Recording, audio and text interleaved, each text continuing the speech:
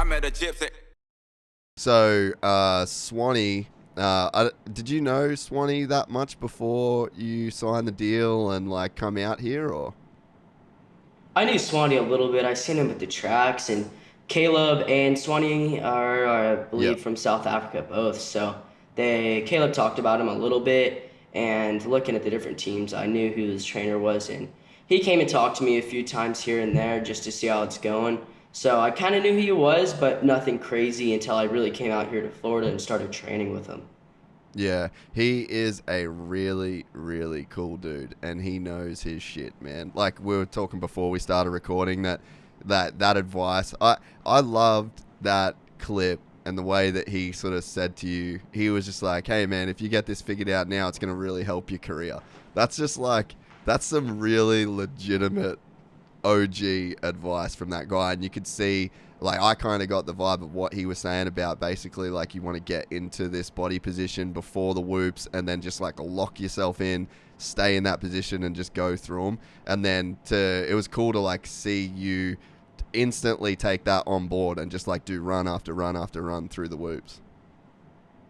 Yeah, it's good when someone can see something in you that is not perfected yet. Like Swanee found a few things in me that needed to be fixed, and I'm sure there's going to be a lot more things that down the road will have to be fixed. But one of those was getting into the whoops, and that stuff right there will lead to a better career later down the road in Supercross, because it'll lead to better technique, and that leads to better pace through the whoops. So definitely needed that, and it's going to help me a lot.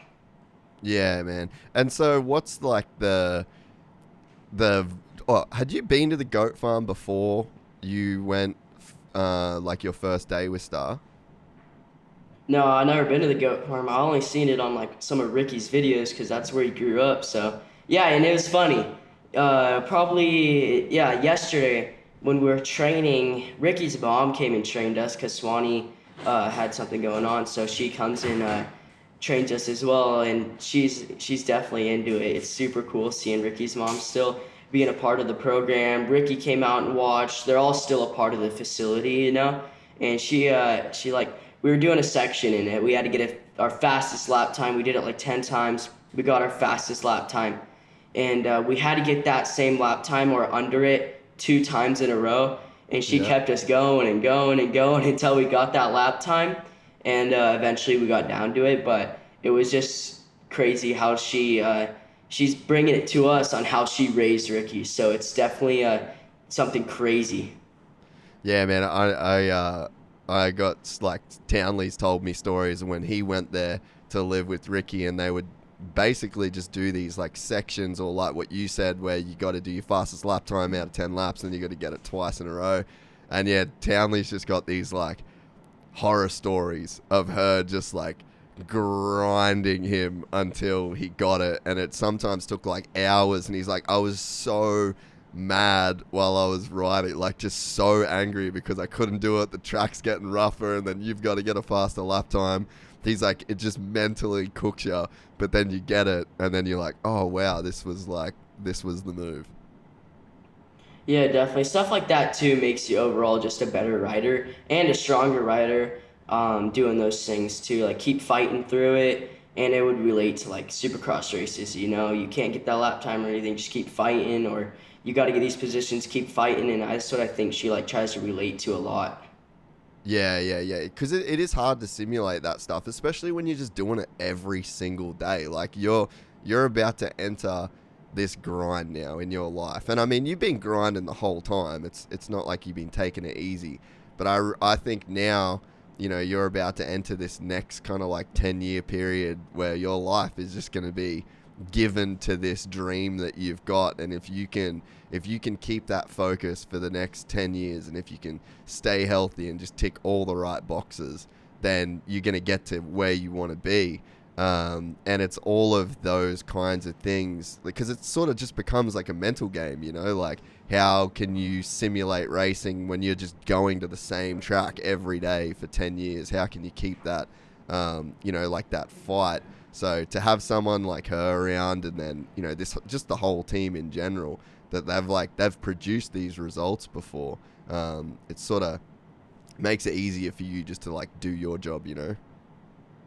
Yeah, definitely. There's a lot of motivating people there too at the track because you got Justin Cooper, Colt Nichols, Dylan. Those guys are all champions, so they know what needs to go down to be a champion. So being around them is a big help. And I got all my yearly goals written out, and I just try to pursue those. And if I keep my head where it needs to be and stay grinding, I think I can pursue those when I'm older. Yeah, for sure. When you say you write down your goals, like where do you write that stuff down? Like on my computer, I write like my yearly goals down. Just type them and then print them, and just like I have them in my backpack, so just check them over every here and there, see if I'm still in line. That's sick. What sort of like, to what level do you write goals down? Is it only just like race results, or do you have like personal goals as well, or? Yeah, some of my goals are like being a better person on and off the track, just myself acting good and staying humble and just being a respectful kid. That's one of the goals. And, the other goal on track wise is just to never give up, keep fighting, and have a goal for the nationals too, like what I want to go do and win. So, and just how I'm going to do that. So those are kind of my goals that I want to achieve.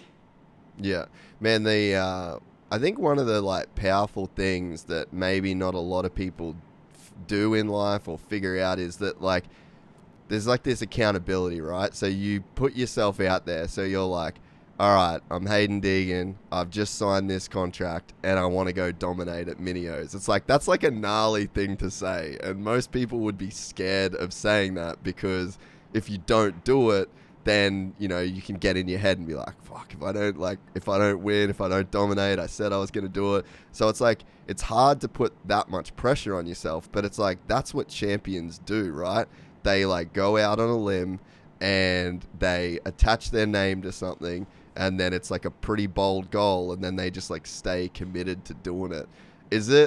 Does it just feel natural to you to like make those big claims and then just work your ass off to back them up? Like, how much of that is, a part of your process?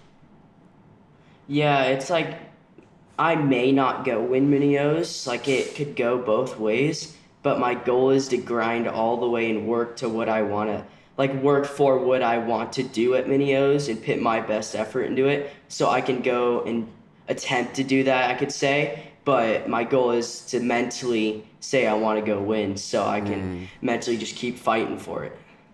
It's hard though, like maybe it's not hard for you, but I think a lot of people do find it hard to really put a goal in their head and then put it in other people's head too, because it's scary when you say something and, like you have to face the fact, like you said, it could go either way. Sometimes the easier road is just not to say anything. But are you really going to work as hard if you haven't put yourself out there and you haven't said what you want to do? Yeah, that's kind of how I am. I feed off the pressure. There's those people on Instagram that doubt you here and there. They just give you the pressure, and I just kind of feed off of that, and that's what kind of keeps me grinding. Yeah, well, you look at a guy like Cooper Webb. He's that dude. He just makes those big calls, rides red plate on his pit board, talks shit on the start line. It's like, yeah, man, if you want to, like, I guess you've got to kind of speak those things into existence sometimes, right? Yeah, definitely. You just got to put your mind to it, kind of. So you pretty stoked to be done with two strokes now? Yeah, I mean, it's definitely a big step from a two-stroke to a four-stroke because it's a whole different power ratio. It's like going from a two-stroke, you gotta really flow the bike because two-strokes don't like just have that instant or like power like the four-stroke. So it was I may not be completely done with the two-stroke. Who knows? I might make a sick two-stroke video or something. But at the moment, I'm kind of done with the two-stroke. Been on it for about 8 to 9 years now, so it's time to just figure this four-stroke out. If you enjoyed this content, please like and subscribe. And to listen to the full 3-hour podcast, search Gypsy Tales in your favorite podcast platform or click the link in the description below. Gypsy Gang.